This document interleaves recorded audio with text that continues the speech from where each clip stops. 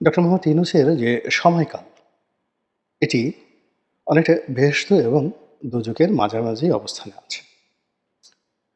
একটি সরকারের যে টার্নিং পয়েন্ট থাকে, একটি সরকারের কর্মপন্থার যে ধারাবাহিকতা থাকে, কিংবা একটি সরকারের দুর্নাম এবং বদনামের যে একটা, যাকে বলা হয় আলাদা, আলাদা ব্যারোমিটার, প্যারামিটার বা প্যারাগ্রাফ থাকে। সব জায়গাতে একটা এবড়ো-থেবড়ো। অর্থাৎ ধরুন আপনি যদি একটা রেল লাইন সেটা সমান্তরালভাবে বইতে থাকে। কিন্তু প্রচণ্ড রৌদ্রে কিংবা অন্য কোনো তাপ এবং চাপে রেল লাইন যখন বাঁকা হয়ে যায়, তখন সেই পথে চলাচলকারী মানে ট্রেন যারা আছে, ট্রেন এবং ট্রেনে যারা যাত্রী সকলের জন্য সেই রেলপথ মৃত্যুকূপ হয়ে পড়ে। এইজন্য বলা হয়ে থাকে যে মাঝামাঝি কোনো জিনিস সবসময় ভয়ংকর হয়। আমাদের দেশে যারা আলেম ওলামা রয়েছেন তারা ওয়াজ করেন। বলা হয়ে থাকে যে যারা বেহেশতে যাবেন, তো তাদের জন্য এক ধরনের একটা ফয়সালা অনুভূতি, আর যারা দোজখে যাবেন তাদের জন্য এক ধরনের অনুভূতি, এবং তারা তাদের নির্মম এবং চূড়ান্ত পরিণতি জানার পর ওইভাবেই তার শরীর, মন, মানসিকতা ওইভাবে গড়ে উঠবে যে অনন্তকাল আমাকে জাহান্নামে থাকতে হবে। কিন্তু সমস্যা হবে তাদের যারা বেহেশত এবং দোজখের মাঝামাঝি জায়গাতে থাকবেন। একদিকে বেহেশতের সেই সুবাতাস, সুগন্ধি, ভালো ভালো খাবার দাবার, হুর গেলমানদের আনাগোনা। আবার অন্যদিকে জাহান্নামের আর্তচিৎকার, লেলিহান শিখা।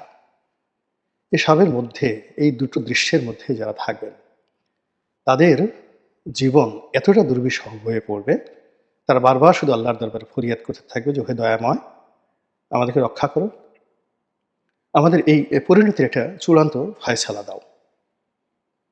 তো সেই দিক থেকে আমরা এই যে প্রবাদ বাক্য ব্যবহার করি, বেহেশত এবং দোজখের যে মাঝামাঝি, এটি যখন কোনো মানুষের জীবনে আসে, কোনো রাষ্ট্রের জীবনে আসে, কোনো ব্যক্তির জীবনে আসে, সমাজ সবাই তখন এরকম একটা ভয়ঙ্কর পরিস্থিতির মোকাবেলা করতে থাকে। দুর্ভাগ্যজনক হলেও সত্যি, বর্তমান সরকার এরকম একটা বেহেশত এবং দোজখের মাঝামাঝি জায়গাটা আছে। আমরা একজ্যাক্টলি কেউ বলতে পারছি না।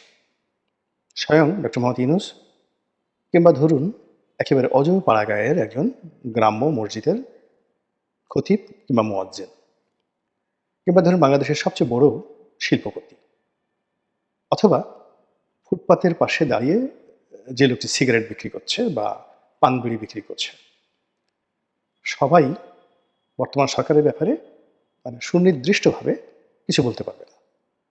কেউ হয়তো পক্ষে বলবে, কেউ হয়তো বিপক্ষে বলবে, কিন্তু একটি সরকার যখন থাকে, আওয়ামী লীগ বা বিএনপি বা অন্য যে কোনো রাজনৈতিক দল, তখন সেই সরকারকে কেন্দ্র করে একটা জনমত গড়ে ওঠে।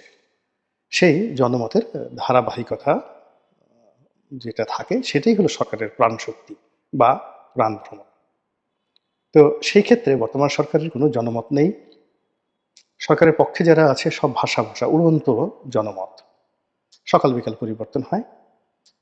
সরকারের যে সমস্ত লোকজন আছেন, যারা সরকারের প্রশংসা করেন তারা ভাড়াটিয়া, আর যারা সরকারের বিরোধিতা করেন তারা সবাই ব্যক্তিগত স্বার্থ দ্বারা পরিচালিত। তো এই অবস্থাতে সরকার যে ক্রান্তিকাল মোকাবেলা করছে, সেই ক্রান্তিকালের মধ্যে সবচেয়ে বড় সমস্যাটা হলো বাংলাদেশের সঙ্গে দিল্লির বা ভারতের যে সম্পর্ক, স্মরণকালের সবচেয়ে খারাপ সম্পর্ক। সীমান্ত প্রায় বন্ধ, ব্যবসা বাণিজ্য একেবারে তলানিতে নেমেছে, এবং বাংলাদেশের যে সকল আমদানি পণ্য আমরা ভারত থেকে আনি, সেখানে তারা একটার পর একটা বাধা তৈরি করে ফেলেছে। তো ভারত একটা বড় রাষ্ট্র, বাংলাদেশের মতো একটা রাষ্ট্রে তাদের যদি তারা এক্সপোর্ট না করে, তাদের কিছু আসে যায় না। বছরে হয়তো তারা $40 বিলিয়ন মতো এক্সপোর্ট করে বাংলাদেশে। তা আমাদের দেশে $40 বিলিয়ন বিরাট ব্যাপার, কিন্তু ভারতের জন্য এটা কোনো বিষয় নয়। এখন ভারত যদি এই $40 বিলিয়ন যে রপ্তানি পণ্য বাংলাদেশে রপ্তানি না করে, আমাদেরকে বিকল্পভাবে যদি চায়না থেকে আনতে হয়, অন্য কোনো দেশ থেকে আনতে হয়, এবং খরচ যদি $40 বিলিয়ন পরিবর্তে 50 বিলিয়ন হয়, 60 বিলিয়ন হয়, আমাদের কোমর ভেঙে যাবে, মেরুদণ্ড ভেঙে যাবে, এবং আমরা 1 বছর টিকে থাকতে পারবো না, এবং ঠিক সেই অবস্থাটা তৈরি হয়েছে।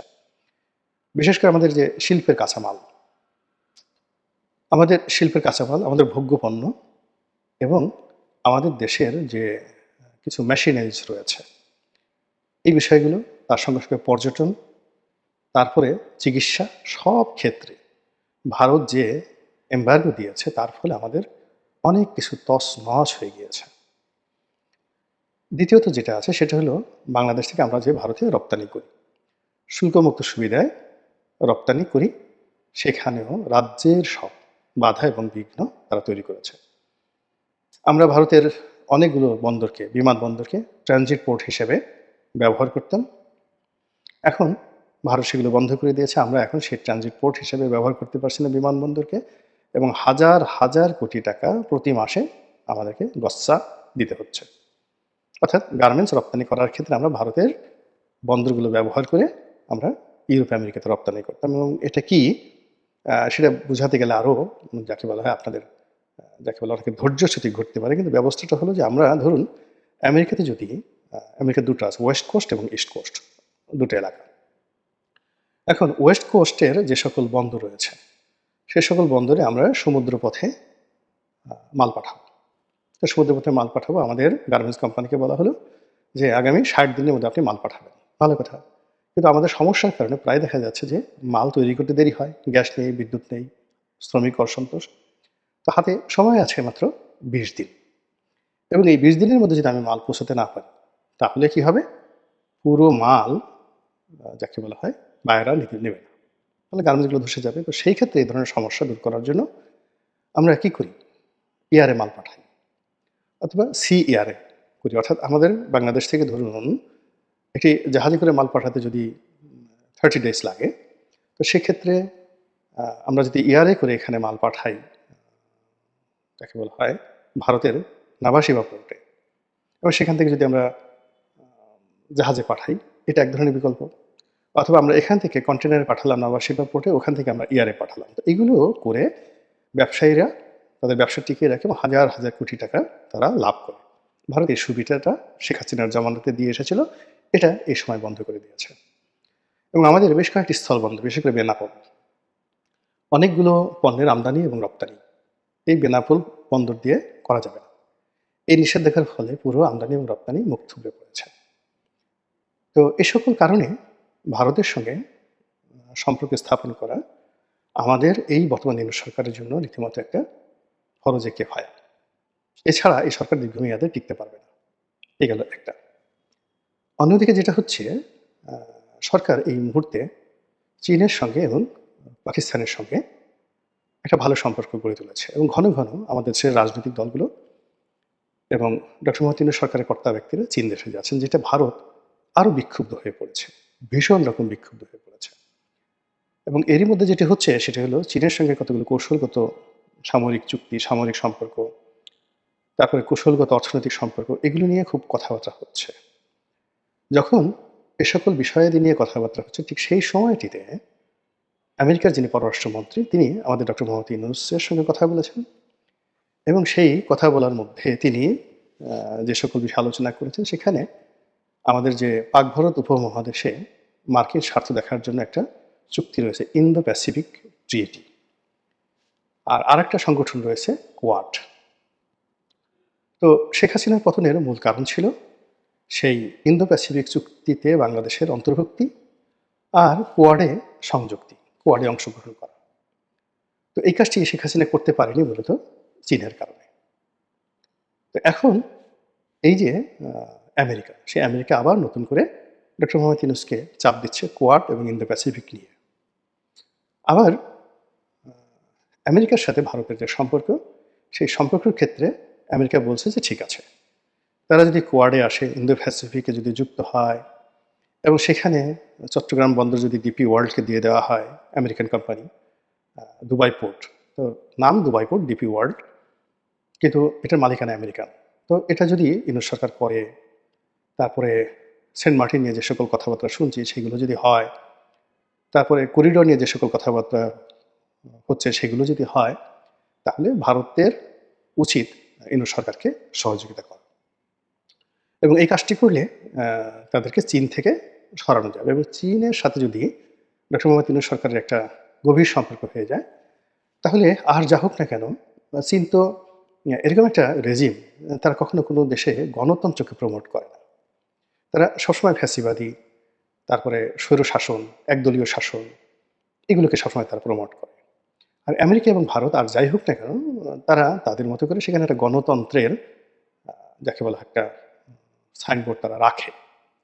তো সেই দিক থেকে আমেরিকা প্রথমত সরাসরি ডক্টর মোহাম্মদ ইউনূসের সঙ্গে একটা ডিল করতে চাচ্ছেন এবং যেটা এখন স্পষ্ট যে ডক্টর মোহাম্মদ ইউনূসের ক্ষমতায় গ্রহণ, তার ক্ষমতার পদায়ন, তার ক্ষমতায় থাকা এবং ক্ষমতা পরিচালনা, সবকিছুর পিছনে আমেরিকার যে একটা বিরাট ভূমিকা আছে।